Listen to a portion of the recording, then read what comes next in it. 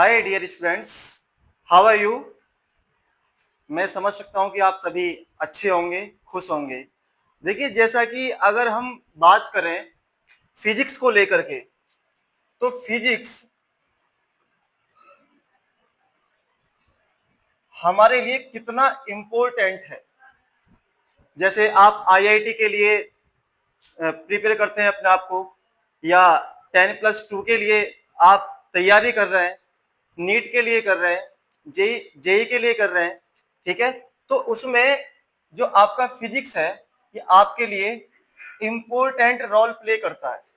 तो इसमें जो आपको मैं आज एक टॉपिक पढ़ाने जा रहा हूं और जहां से हम इसकी स्टार्टिंग करने वाले हैं,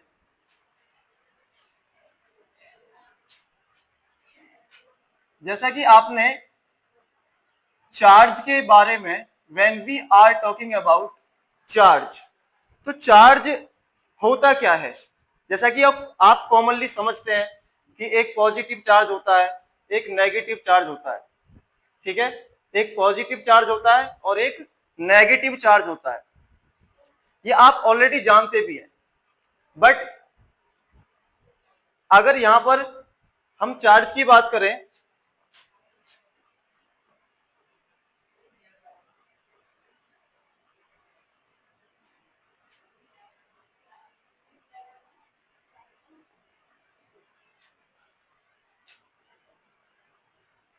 तो चार्ज के बारे में जो मैंने डिस्क्राइब किया है, चार्ज के बारे में जो मैंने डिस्क्राइब किया है वो है कूलम्ब सर। और आप पढ़ते भी हैं कूलम्ब जो होता है ये चार्ज का एसआई यूनिट होता है। The SI unit of charge वो क्या होता है, कूलम्ब। चार्ज का जो एसआई यूनिट होता है कूलम्ब, और इसको आप सी से भी डिनोट करते हैं, ठीक है। अब अगर हम बात करते हैं चार्ज ऑफ इलेक्ट्रॉन या चार्ज ऑन इलेक्ट्रॉन,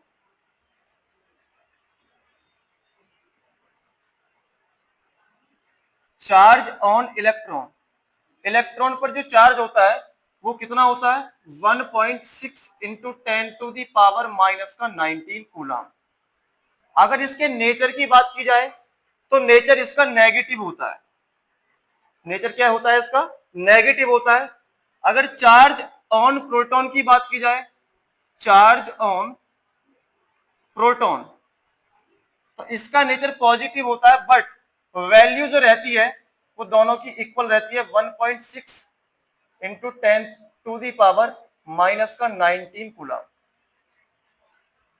अगर इलेक्ट्रॉन के मास की बात की जाए, मास ऑफ इलेक्ट्रॉन, तो इलेक्ट्रॉन का जो मास होता है वो कितना होता है, 9.1 इंटू 10⁻31 kg। इसी टाइप से अगर मास ऑफ प्रोटॉन की बात की जाए, मास ऑफ प्रोटॉन, तो प्रोटॉन की जब हम बात करते हैं तो इसका मास होता है 1.67 इंटू 10⁻⁻27 kg। इसी तरीके से चार्ज ऑन न्यूट्रॉन, ये न्यूट्रल होता है, इस पर कोई चार्ज नहीं होता है। इस पर जो चार्ज होता है वो जीरो होता है, 0 कूलम का इस पर चार्ज होता है। इसी तरीके से अगर इसके मास की बात की जाए, मास ऑफ न्यूट्रॉन, तो न्यूट्रॉन का जो मास होता है वो प्रोटॉन के मास के इक्विवेलेंट होता है, ठीक है। तो ये कितना हो जाएगा, 1.67 इंटू 10⁻⁻27 kg। ये कुछ बेसिक से कंसेप्ट जो चार्ज के बारे में आपको पता हो कि प्रोटॉन पर क्या चार्ज होता है, न्यूट्रॉन पर क्या चार्ज होता है, इलेक्ट्रॉन पर क्या चार्ज होता है। इसी टाइप से अगर मास की बात की जाए तो इलेक्ट्रॉन का मास क्या होता है, प्रोटॉन का मास क्या होता है, और न्यूट्रॉन का मास क्या होता है। ठीक है, ये बेसिक से कंसेप्ट हैं और ये कुछ कांस्टेंट वैल्यूज हैं जो आपको ऑलरेडी पता हो चार्ज को स्टडी करने से पहले। वैसे अगर हम बात करें चार्ज के बारे में, सबसे पहले जो बताया है, जो डिस्कवरी ऑफ चार्ज की अगर हम बात करते हैं तो वो है कूलम सर। ठीक है, तो कूलम सर ने क्या बताया,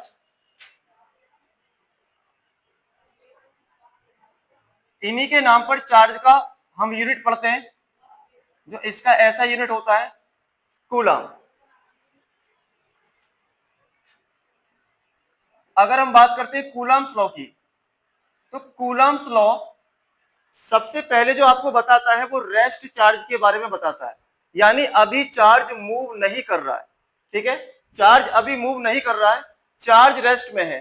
तो इसी टाइप से कूलम सर ने दो रेस्ट चार्ज लिए। ठीक है, और इन्होंने बताया कि ये दो रेस्ट चार्ज हमारे पास में है और इनका कुछ सेपरेशन है।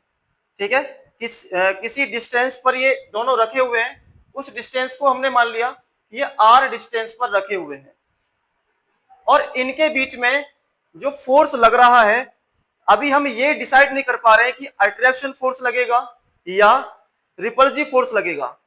तो इन्होंने इस फोर्स का नाम दिया कि ये जो फोर्स है ये एक इलेक्ट्रिक फोर्स है, क्योंकि रेस्ट चार्ज आपको प्रोवाइड कराता है केवल और केवल इलेक्ट्रिक फील्ड, ना कि मैग्नेटिक फील्ड, क्योंकि रेस्ट चार्ज आपको प्रोवाइड कराता है इलेक्ट्रिक फील्ड, और जैसे ही चार्ज मूव करता है तो आपको इलेक्ट्रिक फील्ड के साथ साथ वो मैग्नेटिक फील्ड भी प्रोवाइड कराता है। बट यहां पर पहले हम रेस्ट चार्ज की स्टडी कर रहे हैं। ठीक है, रेस्ट चार्ज जिसे आप बोलते हैं इलेक्ट्रोस्टैटिक चार्ज, इलेक्ट्रोस्टैटिक चार्ज। यहां पर आप स्टैटिक से समझ सकते हैं कि यहां पर जो बात की जा रही है, कौन से चार्ज की बात की जा रही है, वो चार्ज है आपका रेस्ट चार्ज। सबसे पहले कूलम सर ने जो आपको बताया वो रेस्ट चार्ज के बारे में बताया, और रेस्ट चार्ज जो होता है, रेस्ट चार्ज आपको केवल और केवल इलेक्ट्रिक फील्ड के बारे में बताता है, इलेक्ट्रिक फील्ड। और इलेक्ट्रिक फील्ड आपको एक फोर्स देता है जिसे आप एक्सपीरियंस करते हैं उस इलेक्ट्रिक फील्ड के अंदर, वो होता है electric force. Electric force, electric force कह लें आप, या फिर इसको आप इलेक्ट्रोस्टैटिक फोर्स के नाम से भी जानते हैं, इलेक्ट्रोस्टैटिक फोर्स। ठीक है, इसी तरीके से हमने यहां पर दो चार्जेस लिए हैं। पहला चार्ज आपने मान लिया कि पहला चार्ज जो है वो आपका Q1 है, दूसरा चार्ज आपका Q2 है। तो कूलम सर ने यह बताया कि हमारे पास में दो चार्जेस, एक आपने मान लिया Q1 और एक आपने मान लिया Q2। इन्होंने ये बता तो दिया कि हमारे पास दो चार्जेस हैं Q1 एंड Q2 या QA एंड QB, बट इन्होंने ये अभी तक ये बात नहीं बताई है कि ये चार्ज पॉजिटिव है या नेगेटिव है, या एक पॉजिटिव एक नेगेटिव है।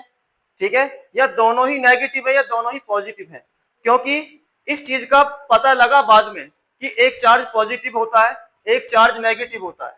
ठीक है, तो यहां पर इन्होंने ये बताया कि ये जो दो चार्जेस हैं इनके बीच में जो एक इलेक्ट्रिक फोर्स हम एक्सपीरियंस कर रहे हैं, ये जो फोर्स है ये फोर्स डायरेक्टली प्रोपोर्शनल होता है इन दोनों चार्जेस के प्रोडक्ट के, यानी Q1 एंड Q2 के प्रोडक्ट के डायरेक्टली प्रोपोर्शनल होता है। Electric force is directly proportional to the product of both masses Q1 and Q2।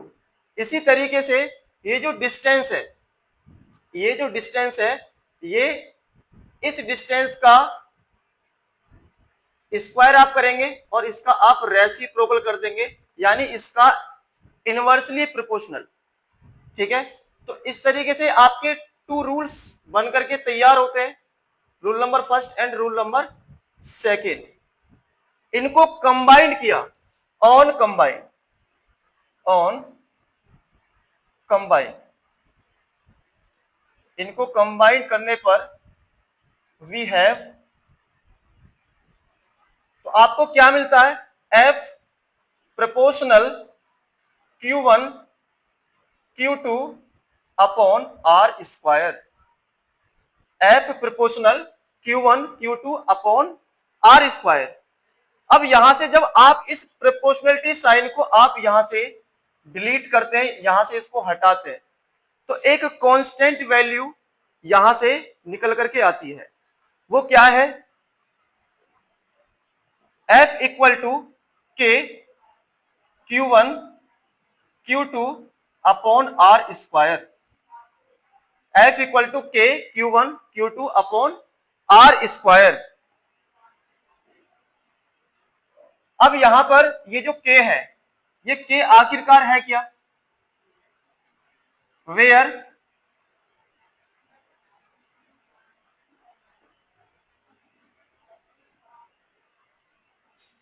ये जो K है, ये K है dielectric constant, dielectric constant,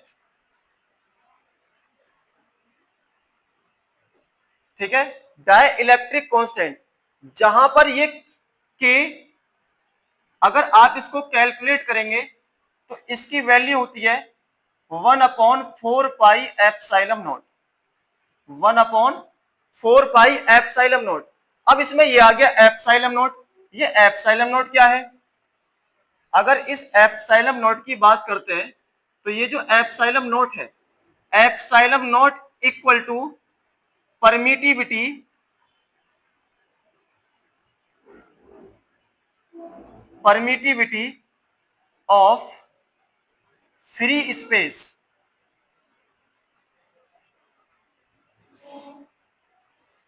permittivity of free space. अब इसकी वैल्यू कितनी होती है, epsilon naught equal to 8.85 into 10⁻⁻12। अगर इसके यूनिट की बात की जाए तो आप यहां पर K की वैल्यू को पुट कर सकते हैं, F equal 1/4 pi epsilon naught Q1 Q2 upon R square. यहां से अगर आप एप्सिलॉन नॉट की वैल्यू फाइंड आउट करना चाहें तो ये हो जाएगा epsilon naught equal to 1/4 pi Q1 Q2 upon FR square. अब यहां पर 1/4 पाई क्या है, ये तो कांस्टेंट है। यहां पर अगर इसके यूनिट की बात की जाए, what is the unit of permittivity of free space, what is the unit of permittivity of free space, तो यहां पर आप देख रहे हैं ये Q1 है, ये क्या है, चार्ज है, ये भी क्या है, ये भी चार्ज है। तो चार्ज का यूनिट क्या होता है, कूलाम, तो ये हो जाएगा कूलाम स्क्वायर। कूलाम को आप C से डिनोट कर सकते हैं, ये क्या हो जाएगा, कूलाम स्क्वायर। अपॉन में क्या है, फोर्स, तो पर फोर्स का यूनिट क्या होता है, न्यूटन, और आर क्या है, डिस्टेंस, तो ये हो जाएगा मीटर स्क्वायर। तो इस तरीके से जो आपने इस एप्सिलॉन नॉट की वैल्यू यहां पर फाइंड आउट की है 8.85 इंटू 10⁻⁻12, तो इसकी यूनिट अगर यहां पर लिखना चाहे तो आप लिख सकते हैं कूलाम स्क्वायर पर न्यूटन मीटर स्क्वायर, या और इसको दूसरे तरीके से भी लिख सकते हैं आप, और करके कूलाम स्क्वायर, इसको ऊपर लेके जाएंगे तो ये इनवर्स में चला जाएगा, यानी पावर्स का जो साइन है वो चेंज हो जाएगा, न्यूटन इनवर्स मीटर की पावर -2। ठीक है, यहां पर ये इतना हो गया। अब यहां पर हम बात करें, अगर इन सभी की वैल्यू को यहां पर पुट किया जाए 1/4 पाई, 4 तो एज इट इज रहेगा, अगर पाई की वैल्यू को आप रखें 3.14 और इस वैल्यू को यहां पर रखें 8.85 इंटू 10⁻⁻12, तो इसको कैलकुलेट करने के बाद जो आपका आंसर आता है, अगर आप इसको कैलकुलेट करेंगे तो आप कैसे करेंगे, 3.14 की मल्टीप्लाई 4 में करेंगे, जो आंसर आएगा फिर उसकी मल्टीप्लाई 8.85 में करेंगे तो आपको बहुत ज्यादा टाइम स्पेंड करना पड़ेगा। तो इसको कैलकुलेट करने इसको कैलकुलेट करके कूलम सर ने ऑलरेडी आपको बता दिया कि आप इसको पूरा कैलकुलेट ना करके आप सीधा एक कांस्टेंट वैल्यू याद रखें 9 इंटू 10⁹9। अगर इसकी टोटली अगर 1/4 पाई एप्सिलॉन नॉट की यूनिट को फाइंड आउट करना चाहें तो आप कर सकते हैं। ये आर स्क्वायर इधर आएगा तो ये हो जाएगा newton metre square upon coulomb square. ठीक है, newton metre square upon coulomb square. तो इस तरीके से आपका जो फॉर्मूला बन सकता है वो बन जाएगा F equal to 9 into 10⁹9 Q1 Q2 upon R square. ठीक है, ये आपका फंडामेंटली फॉर्मूला है जहां से आप इलेक्ट्रिक फोर्स या डिस्टेंस या किसी भी चार्ज की वैल्यू को फाइंड आउट कर सकते हैं। तो आप सीधा यहां पर जो डाइलेक्ट्रिक कांस्टेंट जो आपने लिखा था 1/4 पाई एप्सिलॉन नॉट उसकी वैल्यू को आप सीधा 9 इंटू 10⁹9 सीधा पुट कर देंगे और आपको आंसर मिल जाएगा। अब एक इसमें जो क्वेश्चन मेनली पूछा जाता है, what is the dimension of permittivity of free space. What is the dimension of permittivity of free space, इसकी आपसे डायमेंशन पूछ लेता है। कई बार पूछा भी गया है। जैसे डायमेंशन की बात करें, डायमेंशन ऑफ एप्सिलॉन नॉट, इस एप्सिलॉन नॉट की डायमेंशन क्या होने वाली है, इसको यहां पर हम कैलकुलेट करेंगे। ठीक है, यहां पर इसको हम कैलकुलेट करेंगे। जैसे हमने इलेक्ट्रिक फोर्स का फॉर्मूला यहां पर फाइंड आउट किया था, क्या किया था, F equal to 1/4 pi epsilon naught Q1 Q2 upon R square. ठीक है, तो हमें डायमेंशन किसकी फाइंड आउट करनी है, एप्सिलॉन नॉट की। तो यहां से आप पहले एप्सिलॉन नॉट की वैल्यू को कैलकुलेट करेंगे। Epsilon naught equal to 1/4 pi Q1 Q2 upon F R square. अब यहां पर जो ये कांस्टेंट वैल्यू होती है इसकी कोई डायमेंशन नहीं होती है। जैसे यहां पर अगर हम बात करते हैं तो हमारे पास में जो इसकी डायमेंशन को जो हम कैलकुलेट करेंगे आपके पास में क्या क्या बचेगा, यहां पर बचेगा एक आपके पास में Q1, क्या बचेगा, Q1 बचेगा, Q2 बचेगा, F बचेगा और R बचेगा। ठीक है, तो यहां पर Q क्या है, Q है आपका चार्ज। Q क्या है, Q है बेटा आपका यहां पर चार्ज। अगर हम चार्ज की बात करते हैं तो आप ऑलरेडी जानते हैं, आपने 9th क्लास में ऑलरेडी ये पढ़ा है। ठीक है, कि Q इक्वल टू क्या होता है, Q इक्वल टू बेटा ये होता है Q इक्वल टू IT। क्या होता है, Q इक्वल टू IT। अगर चार्ज की डायमेंशन की अगर हम बात करते हैं, क्योंकि यहां पर आपको चार्ज की डायमेंशन चाहिए, तो चार्ज की डायमेंशन की अगर यहां पर हम बात करते हैं तो Q इक्वल टू क्या हो जाएगा, ये क्या होता है I, यहां पर I होता है करंट और T क्या होता है, T होता है बेटा टाइम। ठीक है, तो करंट का जो डायमेंशन है आपका ये आ गया A, कैपिटल A यानी एम्पियर। और इसी तरीके से यहां पर हम बात करते हैं किसकी, टाइम की, तो इसका हो जाएगा कैपिटल T। तो इस तरीके से जो चार्ज का डायमेंशन यहां से फाइंड आउट होकर के बेटा ये आता है, तो ये आता है आपका Q equal to AT, Q equal to AT। ठीक है, क्या आता है, Q इक्वल टू AT। इसी तरीके से अगर हम यहां पर बात करते हैं फोर्स की, ठीक है, क्योंकि जब आप एप्सिलॉन नॉट के डायमेंशन की बात करेंगे तो यहां पर आपको चार्ज का डायमेंशन भी चाहिए, यहां पर आपको फोर्स का डायमेंशन भी चाहिए। तो फोर्स का डायमेंशन कैसे फाइंड आउट यहां पे करोगे आप, देखिए आप जानते हैं F इक्वल टू ma, क्या होता है F equal to ma when we are talking about Newton's second law of motion. ठीक है, according to the Newton's second law of motion से आपका ये एक रिलेशन आता है F इक्वल टू ma। क्या आता है, F इक्वल टू ma, जहां पर F क्या होता है, फोर्स, और m क्या होता है, मास ऑफ द ऑब्जेक्ट, और a क्या होता है, एक्सेलरेशन। क्या होता है, एक्सेलरेशन। जब आप यहां पर फोर्स की डायमेंशन को फाइंड आउट करेंगे तो आपको मास का डायमेंशन तो पता ही होगा। ठीक है, मास का डायमेंशन क्या होता है, मास का डायमेंशन होता है कैपिटल एम। इसी तरीके से आपको चाहिए अब एक्सेलरेशन, ठीक है, एक्सेलरेशन चाहिए। तो जो एक्सेलरेशन है ए इक्वल टू, आप ऑलरेडी जानते हैं, change in velocity upon time, change in velocity upon time. तो वेलोसिटी क्या होता है, अब आपको वेलोसिटी पता होना चाहिए। तो वेलोसिटी बेटा ये होता है, वेलोसिटी, वेलोसिटी इक्वल टू होता है डिस्प्लेसमेंट, क्या होता है, डिस्प्लेसमेंट अपॉन टाइम। क्या होता है, डिस्प्लेसमेंट अपॉन टाइम। अब displacement it is a shortest distance between two fix points in any one direction, ठीक है ना, इज कॉल्ड डिस्प्लेसमेंट। तो आप ये जानते हैं ये भी एक डिस्टेंस ही होती है, बट ये एक शॉर्टेस्ट डिस्टेंस होती है एक ही डायरेक्शन में दो फिक्स पॉइंट के बीच की। तो बेटा ये क्या हो जाएगा, ये भी आपका एल हो जाएगा, ये भी क्या हो जाएगा, ये भी आपका एल हो जाएगा। इसी तरीके से टाइम का आप ऑलरेडी जानते हैं, ये टी हो गया। इसी तो वेलोसिटी का जो डायमेंशन वो क्या फाइंड आउट होकर के आएगा, ये आएगा एल टी माइनस का 1। क्या आएगा, एल टी माइनस का 1, ये आ जाएगा। ठीक है, तो यहां पर आप वेलोसिटी का डायमेंशन पुट कर सकते हैं एल टी माइनस 1, और अपॉन में क्या है टाइम, तो टाइम को आप लिख सकते हैं टी। तो इस तरीके से जो एक्सेलरेशन का जो आपका डायमेंशन फाइंड आउट होकर के आता है, ये क्या आता है एल टी, ये टी भी ऊपर जाएगा तो ये भी -1 हो जाएगा। ठीक है, तो -1 ऑलरेडी ऊपर है, -1 और -1 क्या हो जाएगा, -2 हो जाएगा। तो ये आपका एक्सेलरेशन का यहाँ पर डायमेंशन फाइंड आउट होकर के आ चुका है बेटा। ठीक है, तो यहाँ पर आप एक्सेलरेशन का डायमेंशन यहाँ पर पुट कर देंगे, तो ये हो जाएगा एल टी माइनस का 2। क्या हो जाएगा ये, एल टी माइनस का 2। तो एफ इक्वल टू डायमेंशन इसकी आपकी फाइंड आउट होकर के आ जाती है M L T to the power minus का 2।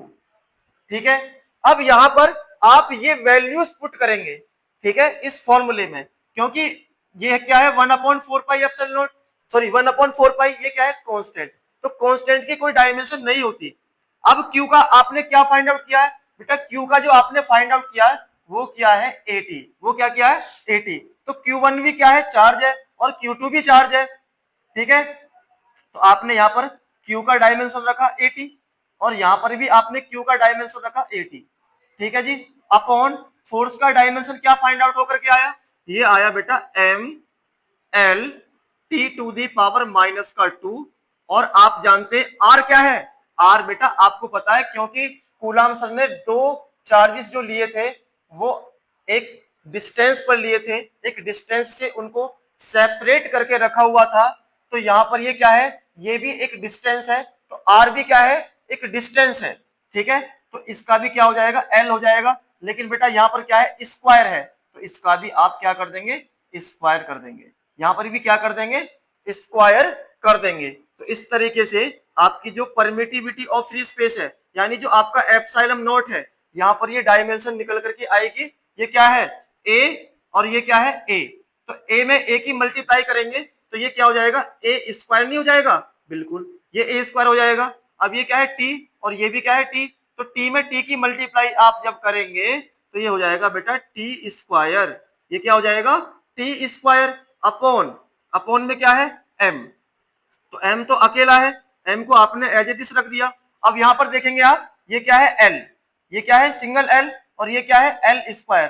तो l में l स्क्वायर का जब आप मल्टीप्लाई करेंगे तो क्या क्या आएगा, l का क्यूब। क्या आएगा, l का क्यूब आएगा। यहां पर क्या है t की पावर माइनस का 2, t की पावर माइनस का 2 आपने एज इट इज लिख दिया। अब ये जो सारी की सारी वैल्यू यहां पर लिखी हुई है, इसको आप ऊपर लेकर के जाएंगे, इसको आप ऊपर लेकर के जाएंगे तो इनकी जो पावर्स है उनके साइन क्या हो जाएंगे, चेंज हो जाएंगे। तो ये क्या हो जाएगा, m ऊपर जाएगा, इसकी पावर आप 1 मान सकते हैं, ये ऊपर जाएगा तो ये हो जाएगा -1। ये क्या हो जाएगा, -1 हो जाएगा। ठीक है, अब यहां पर ये क्या है l की पावर 3, तो ये l की पावर 3 जब बेटा ऊपर जाएगा तो ये क्या बन जाएगा, l की पावर -3 बन जाएगा। ठीक है, अब यहां पर ये क्या है t की पावर -2, यहां पर क्या है ये t की पावर -2 और ऊपर क्या है t की पावर +2। तो ये t की पावर -2 ऊपर जाएगा तो ये भी प्लस का 2 हो जाएगा। तो इस तरीके से क्या बन जाएगा, टी की पावर 4 बन जाएगा, ठीक है ना, टी की पावर 4 बन जाएगा। आशा करता हूं बातें आपको समझ में आ रही होंगी, ठीक है। अब यहां पर ये क्या बचा, ए की पावर 2, ए की पावर 2 ऊपर का ऊपर ही है, तो इसको हम एज इट इज लिख देंगे। तो इस तरीके से ये आपकी क्या आ जाती है, डायमेंशन आ जाती है परमिटिविटी ऑफ फ्री स्पेस की, ठीक है। अगर इसकी हेल्प से बेटा जब आपका देखिए क्वेश्चन टफ बनता है तो आपसे इस तरीके से यूनिट दे देता है कि आप पहचान नहीं पाते, तो वो जो यूनिट आपकी आती है वो बेटा डायमेंशन की हेल्प से आती है। किसकी हेल्प से आती है, डायमेंशन की हेल्प से आती है। तो यहां पर आपको पता है ये एम क्या होता है, ये एम होता है बेटा मास। तो आप इसको लिख सकते हैं केजी की पावर -1, क्या लिख सकते हैं, केजी की पावर -1। इसी तरीके से ये एल क्या होता है, ये एल होता है बेटा मीटर, यानी ये एक डिस्टेंस है, क्योंकि डिस्टेंस का डायमेंशन आपने एल लिखा था, तो ये हो जाएगा मीटर की पावर -3। ये क्या हो जाएगा, मीटर की पावर -3।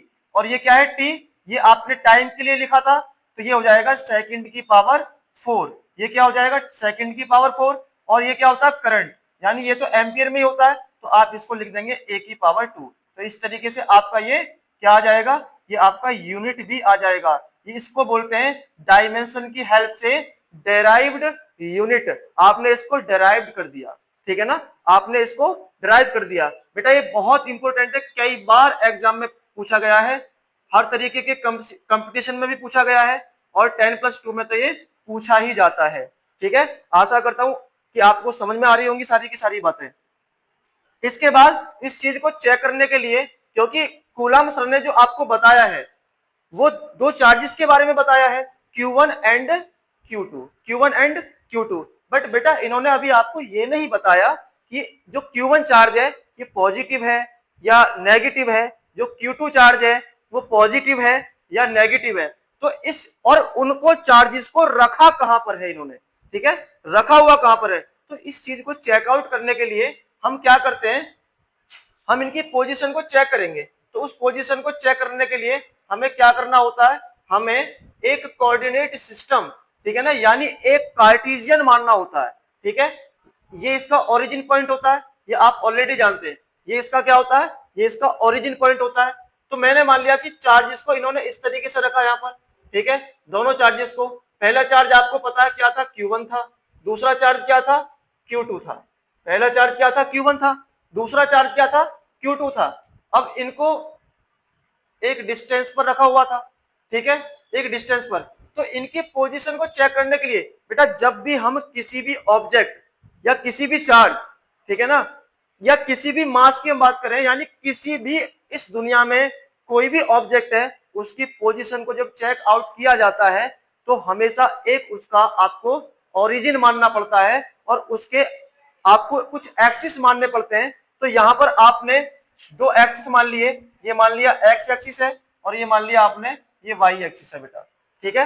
तो आपने इस Q1 की पोजीशन को यहां से देखा, जिसको आप क्या बोलते हैं, डिस्प्लेसमेंट वेक्टर भी बोलते हैं, जिसको आप पोजीशन वेक्टर के नाम से भी जानते हैं, ठीक है। ये मैंने मान लिया कि ये जो पोजीशन वेक्टर है ये R1 वेक्टर है। ये क्या है, R1 वेक्टर है। इसी तरीके से Q2 को हमने यहां पर देखा तो इसको बेटा मैंने मान लिया कि ये R2 वेक्टर है। ये क्या है, R2 वेक्टर है। अब हमने इस पर कुछ लेट कर लिया कि Q1 पर एक फोर्स लगा हुआ होगा Q2 की तरफ से और Q2 पर एक फोर्स लगा हुआ होगा Q1 की तरफ से। तो हमने इसको ऐसे ही लेट कर लिया कि इधर एक फोर्स लगा हुआ है 2 पर 1 की तरफ से और इस पर एक फोर्स लगा हुआ है 1 पर 2 की तरफ से। इसी तरीके से हमने इसका पोजीशन वेक्टर यानी जो आपका डिस्प्लेसमेंट था, जो डिस्टेंस थी, इसकी भी एक डायरेक्शन हमने शो कर दी, ठीक है।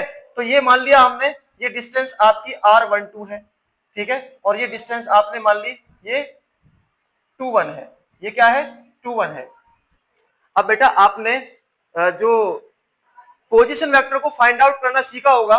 देखिए यहां पर ये क्या है, ए पॉइंट मैंने मान लिया, यहां पर ये मैंने बी पॉइंट मान लिया। अगर हमें ए से बी की तरफ जाना है, मान लीजिए हमें ए से बी की तरफ जाना है, तो यहां पर अगर मुझे ए बी फाइंड आउट करना हो तो कैसे फाइंड आउट करते हैं, ए बी अगर मुझे फाइंड आउट करना हो तो हम क्या करते हैं, बाद वाले में से पहले वाले को सब्ट्रैक्ट करते हैं, बाद वाले में से पहले वाले को सब्ट्रैक्ट करते हैं, लेकिन वो सब्ट्रैक्ट करते कैसे हैं, उस पॉइंट को देखते कहां से, उस पॉइंट को बेटा देखते हैं आप ओरिजिन से। कहां से देखते हैं, ओरिजिन से, और ओरिजिन आपका कहां पर है, यहां पर है। तो आप यहां से जब बी वेक्टर को आप फाइंड आउट करेंगे तो ये आ जाएगा बेटा ओबी वेक्टर। क्या आ जाएगा, ओबी vector minus O A vector. क्या आ जाएगा, ओबी vector minus O A vector. अब आप यहां पर देखिए, इनकी पोजीशन को अगर आप देखेंगे, इनकी डायरेक्शन के हिसाब से अलोंग द डायरेक्शन अगर आप इसको फाइंड आउट करेंगे तो यहां पर आप ए बी को देखिए, ए बी क्या है, R12। क्या है, R12, R12 वेक्टर। ठीक है, R12 वेक्टर। तो अभी भी आप देखेंगे, जो आप यहां पर ओबी को फाइंड आउट कर रहे हैं, तो ओबी की जो वैल्यू है, ओबी से ओ से बी तक की जो डिस्टेंस है, जो पोजीशन वेक्टर है, वो कितना है, R2 वेक्टर है। तो आप यहां पर देख रहे हैं R2 वेक्टर, आप यहां पर ओबी की जगह पुट कर सकते हैं, और आप यहां पर भी चेक आउट कर सकते हैं, हम बाद वाले में से फर्स्ट वाले को माइनस कर रहे हैं। तो हमने क्या किया, यहां पर R2 वेक्टर यहां पर ओबी की जगह लिख दिया, और यहां पर देखिए ओ से ए तक की डिस्टेंस कितनी है, R1 वेक्टर। तो यहां पर आप देखिए ये प्रूव भी हो चुका है, ठीक है, कि हमने बाद वाले में से पहले वाले को माइनस किया है। अगर इसका आप यूनिट वेक्टर बेटा फाइंड आउट करना चाहते हैं, क्योंकि आपको डायरेक्शन वो कहां पर है उस चीज को प्रॉपर्ली देखने के लिए हमें एक यूनिट वेक्टर की नीड होती है, यानी यूनिट वेक्टर। अगर हम यूनिट वेक्टर की बेटा बात करते हैं यहां पर, तो यूनिट वेक्टर R12 कैप इसको लिखा जाएगा। कैप जहां पर लग जाता है वो आपको शो करता है कि वो यूनिट वेक्टर है। क्या है, वो यूनिट वेक्टर है। अगर इसके फॉर्मूले की बात की जाए तो बेटा R12 कैप क्या आ जाएगा, R12 वेक्टर अपॉन में क्या आएगा, R12 वेक्टर का बेटा ये आएगा मॉड। ठीक है, मॉड किस लिए लेते हैं, मॉड लेते हैं हम चाहे वैल्यू आपकी नेगेटिव है चाहे वैल्यू आपकी पॉजिटिव है, तो आपको ऑलवेज पॉजिटिव में ही लेनी होती है वो वैल्यू। ठीक है, क्योंकि यूनिट वेक्टर जब आप फाइंड आउट करते हैं तो इसका ये बेटा फंडामेंटली फॉर्मूला होता है, ये इसका क्या होता है, फंडामेंटली फॉर्मूला होता है। ठीक है, क्या होता है, R12 cap equal to R12 vector upon R12 vector का मॉड्यूलस। ठीक है, तो यहां से इसी तरीके से आप बेटा यहां पर बी ए वेक्टर फाइंड आउट कर सकते हैं, यस और नो, आप बी ए वेक्टर फाइंड आउट कर सकते हैं। तो बेटा बाद वाले में से यहां पर भी क्या करेंगे, पहले वाले को माइनस करेंगे, तो ये हो जाएगा O A vector minus O B vector. क्या हो जाएगा, O A vector minus O B vector. तो बेटा ये बी ए है, अब हम बी से ए की तरफ आ रहे हैं, तो ये डायरेक्शन क्या है, R21 वेक्टर। क्या है, R21 वेक्टर। तो बेटा ये ओ ए वेक्टर है, तो ओ ए वेक्टर का पोजीशन कितना है, R1 वेक्टर। तो आपने यहां पर पुट कर दिया R1 वेक्टर माइनस ओबी, ओबी कितना है, R2 वेक्टर। तो आपने यहां पर ओबी की वैल्यू पुट कर दी R2 वेक्टर। ठीक है, इसी तरीके से इसका हम यूनिट वेक्टर फाइंड आउट कर सकते हैं, तो ये कितना हो जाएगा, R21 cap equal to R21 vector upon में क्या आ जाएगा, R21 वेक्टर का मॉड। ये क्या आ जाएगा, मॉड आ जाएगा। इसके अलावा आपने R12 की यहां पर वैल्यू पुट की है, आपने R21 की वैल्यू R21 की वैल्यू यहां पर पुट की है, तो इस वैल्यू को भी यहां पर आप पुट कर सकते हैं अगर चाहेंगे तो। ठीक है, देखिए कैसे करेंगे, अगर यहां पर आप R21 कैप अगर आप ओपन करके फाइंड आउट करना चाहते हैं तो R21 वेक्टर कितना हो जाएगा, ये हो जाएगा बेटा R1 vector minus R2 vector upon ये कितना आ जाएगा, R1 vector minus R2 vector. ठीक है, इसका क्या कर देंगे आप, मॉड कर देंगे। अब यहां पर आपको पता लग रहा होगा ये मॉड मैंने क्यों लगाया है, क्योंकि आपकी जो अपॉन वाली जो वैल्यू है वो ऑलवेज पॉजिटिव आनी चाहिए।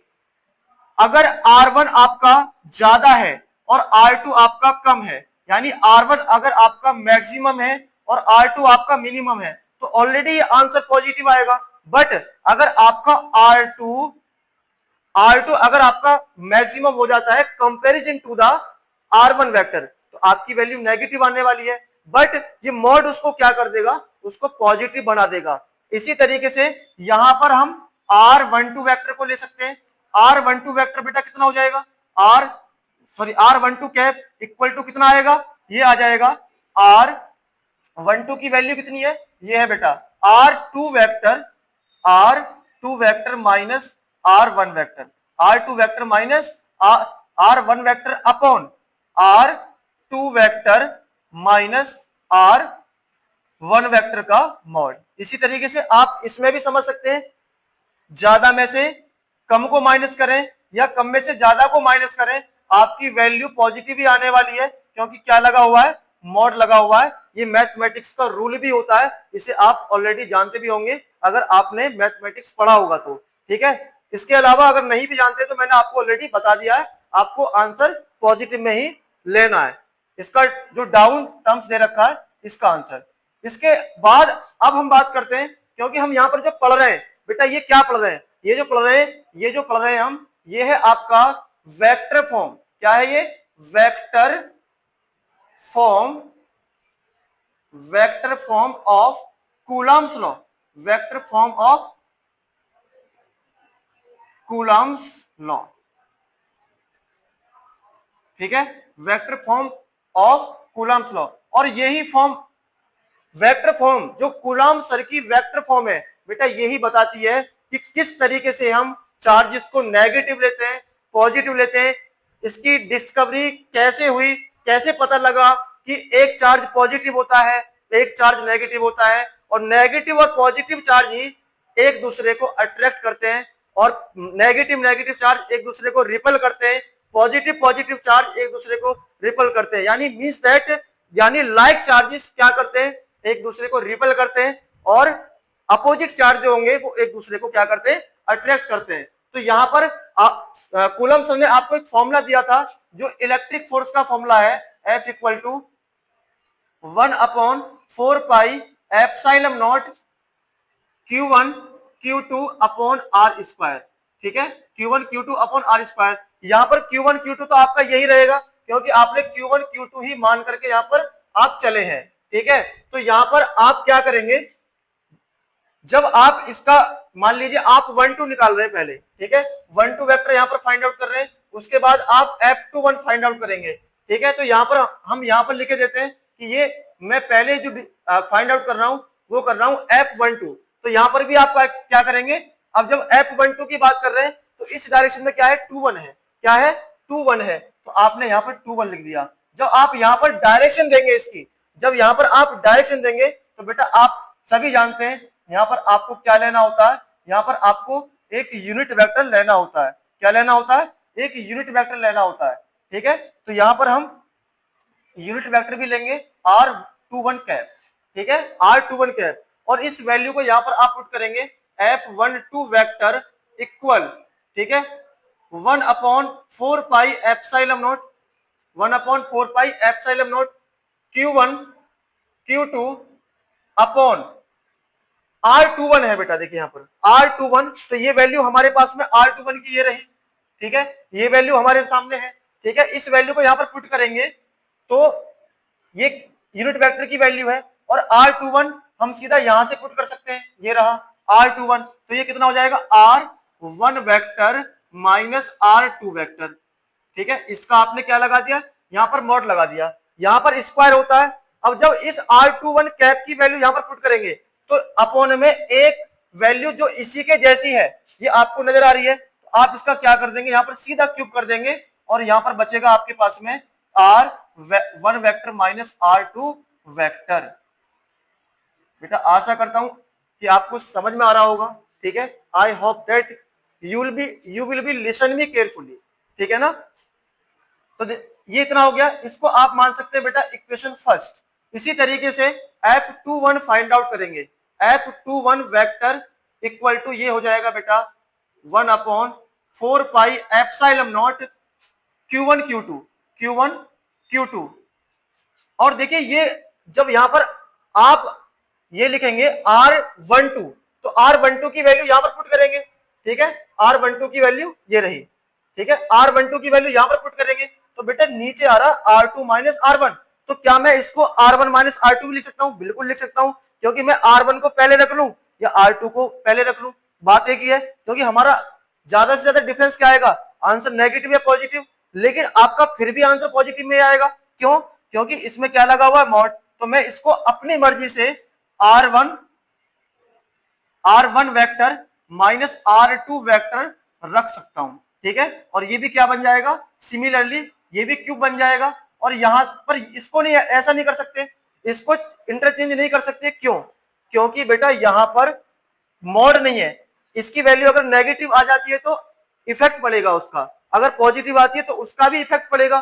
तो इसमें से हम नेगेटिव साइन को कॉमन ले लेंगे, तो ये भी क्या बन जाएगा, R1 vector minus R2 vector बन जाएगा, ठीक है। और ये बनेगी आपकी इक्वेशन सेकंड।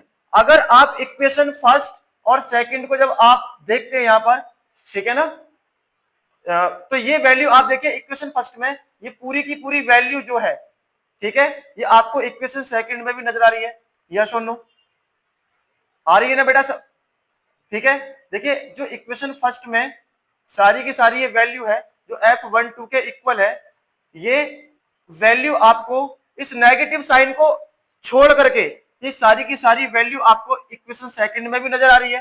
तो क्या मैं इसकी जगह इक्वेशन फर्स्ट से मैं F12 को इस पूरे की जगह F12 लिख सकता हूं? बिल्कुल लिख सकता हूं।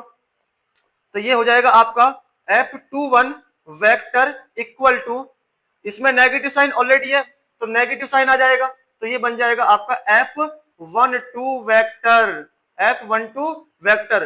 तो बेटा आप इसको देख रहे हैं यहां पर, ये फोर्सेस आपके कैसे आए, ये फोर्सेस बेटा इक्वल हैं, यानी दो चार्ज अगर आपके अपोजिट नेचर के हैं तो उनके बीच जो इलेक्ट्रिक फोर्स लगता है वो एक अट्रैक्शन फोर्स होता है, जो एक दूसरे को वो क्या करता है, अट्रैक्ट करता है, क्योंकि ये दोनों फोर्स क्या है, इक्वल है, ये दोनों फोर्स क्या है, इक्वल है। और नेगेटिव साइन आपको बता रहा है कि इक्वल तो है बट ये एक दूसरे के अपोजिट हैं, बट ये एक दूसरे के अपोजिट हैं। तो आपने एक लॉ भी पढ़ा है, कौन सा लॉ, न्यूटन का थर्ड लॉ, ठीक है ना। When we are talking about Newton's third law of motion, for every action there is equal to the opposite reaction, ठीक है ना। तो यहां पर ये न्यूटन के थर्ड लॉ को ही फॉलो कर रहा है। तो हम ये कह सकते हैं जो कूलॉम सर का लॉ है ये आपको क्या बताता है, ये आपसे कहता है, यानी Coulomb's law, Coulomb's law, Coulomb's law follows that the Newton's third law of motion, Newton's third law of motion, यानी न्यूटन के थर्ड लॉ को भी फॉलो करता है जो कूलम्स लॉ है, यानी कूलम्स लॉ न्यूटन के थर्ड लॉ को भी फॉलो करता है। बेटा आशा करता हूं जो आज की मेरी क्लास रही है और ये आज की स्टार्टिंग क्लास है और आपकी जो आने वाली क्लासेस होंगी ये हर तरीके से आपको हेल्प करेंगी हर एक एग्जाम के लिए। और बेटा 10+2 IIT नीट जे के लिए तो पर्टिकुलर ये रहेंगी, बट इसके अलावा भी आपके नॉलेज में एक तरीके से ग्रोथ करेंगी। तो बेटा आशा करता हूं कि आपको ये सारी की सारी चीजें, सारा का सारा जो डाटा मैंने आपको सामने रखा है ये आपको अच्छे से समझ में आया होगा, ठीक है। Thank you, have a nice day and have a well of A time.